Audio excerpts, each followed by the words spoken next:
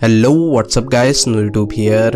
सो आज की इस वीडियो में हम लोग डिस्कस करने वाले हैं वन फॉर ऑल और उसके प्रीवियस यूज़र्स के बारे में, इनके क्वर्क्स के बारे में और उनकी बैक स्टोरीज के बारे में, और बहुत कुछ और चीज़ें भी डिस्कस करेंगे।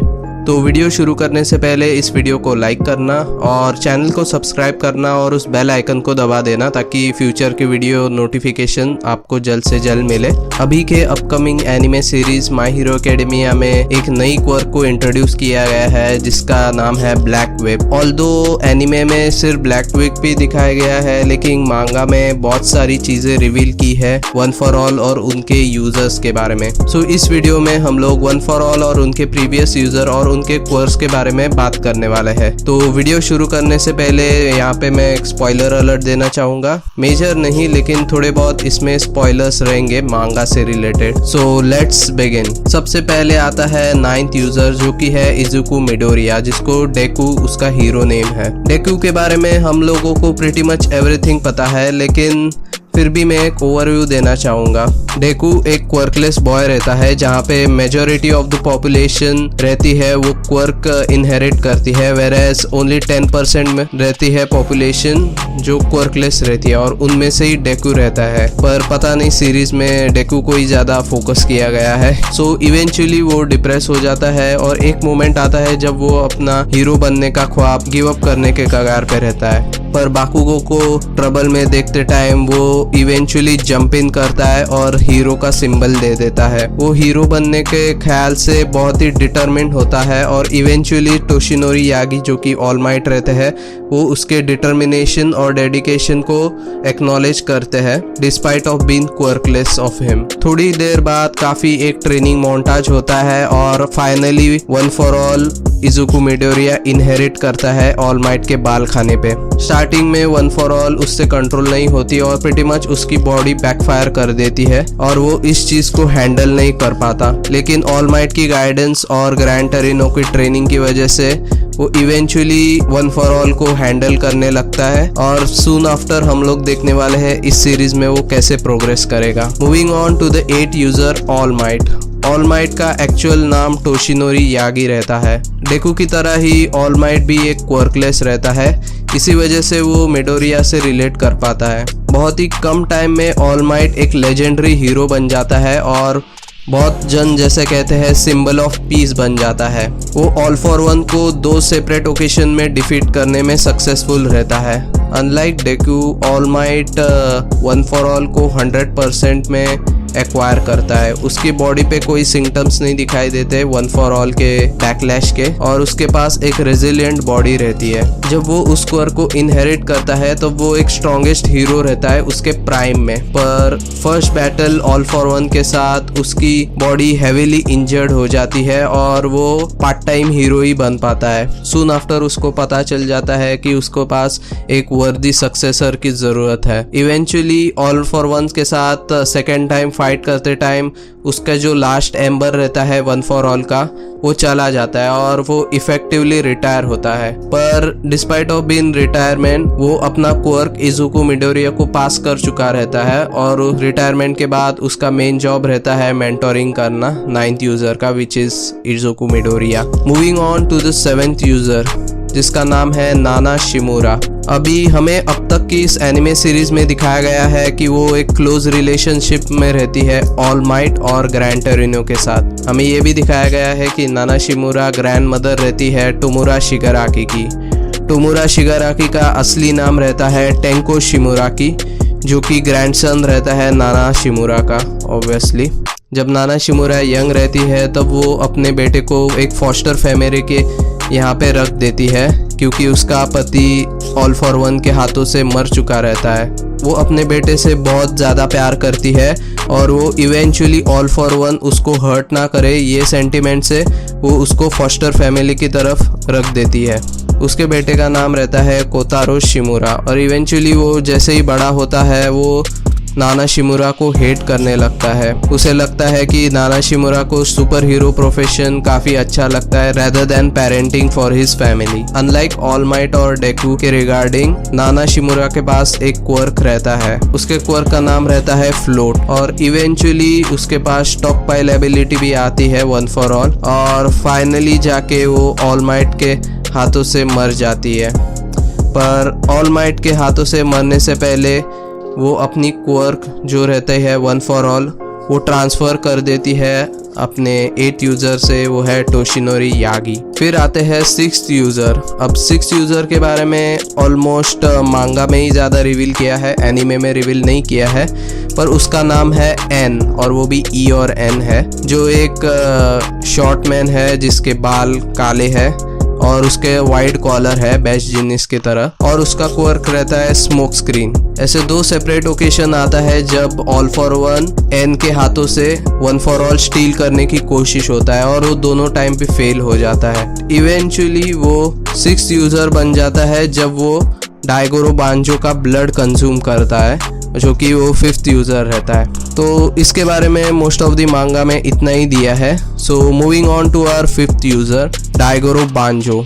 डाइगोरो बांजो काफ़ी इंटरेस्टिंग कैरेक्टर है और उसका सुपर हीरो नेम रहता है लैरिएट। डाइगोरो बांजो दिखने में एक असर्टिव गाय रहता है और मस्कुलर रहता है, और सर पे बाल नहीं रहते, इसीलिए शायद वो ट्रांसफ़र नहीं कर पाया क्वर्क ऑल माइट के जैसे। बट डाइगोरो बांजो के पास एक क्वर्क रहता है जिसका नाम है ब्लैक वेब। अब ब्लैक वेब हम लोगों ने रिसेंटली ही अब ये सीज़न के अपकमिंग ऑनगोइंग एनिमे में देखा है, और ब्लैक विग काफ़ी एक इंटरेस्टिंग क्वर्क है।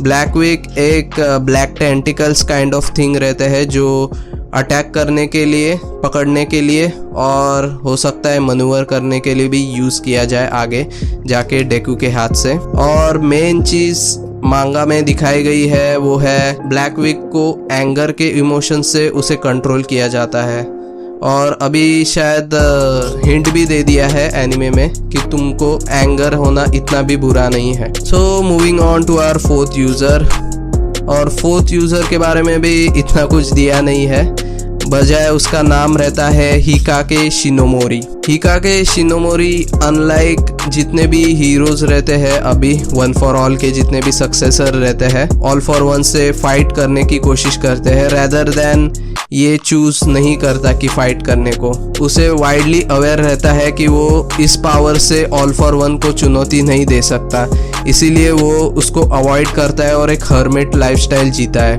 मतलब अकेले में रहता है, और अकेले में ही वो अपनी लाइफ स्पेंड करता है वन फॉर ऑल को स्ट्रॉन्ग बनाने में, इन द होप ऑफ कोई वर्दी सक्सेसर आएगा और उसे इनहेरिट कर पाएगा। और ये प्रिटी मच एक सेंस भी बनाता है क्योंकि वन फॉर ऑल एक स्टॉक पाइल एबिलिटी रहती है, और स्टॉक पाइल करके भी वो एक तरह से पावरफुल बन जाएगी, बट इसका डेट्रीमेंटल इफेक्ट भी उसके ऊपर होता है और उसकी बॉडी ब्रेक डाउन हो जाती है, और इवेंचुअली उसके लेफ़्ट या राइट आँख में, पता नहीं, शायद लेफ़्ट आँख में एक स्कार आती है, और वो इवेंचुअली ओल्ड एज की वजह से मर जाता है। और ऐसा भी नहीं उसकी ओल्ड एज 50 या 60 पे रहती है, वो 40 साल की उम्र में मर जाता है, लेकिन मरने से पहले वो अपना क्वर्क ट्रांसफ़र करता है 4th यूज़र को, जो कि रहता है डाइगोरो बांजो, और उसके पास भी एक क्वर्क रहता है जिसका नाम रहता है डेंजर सेंस, और बेसिकली वो एक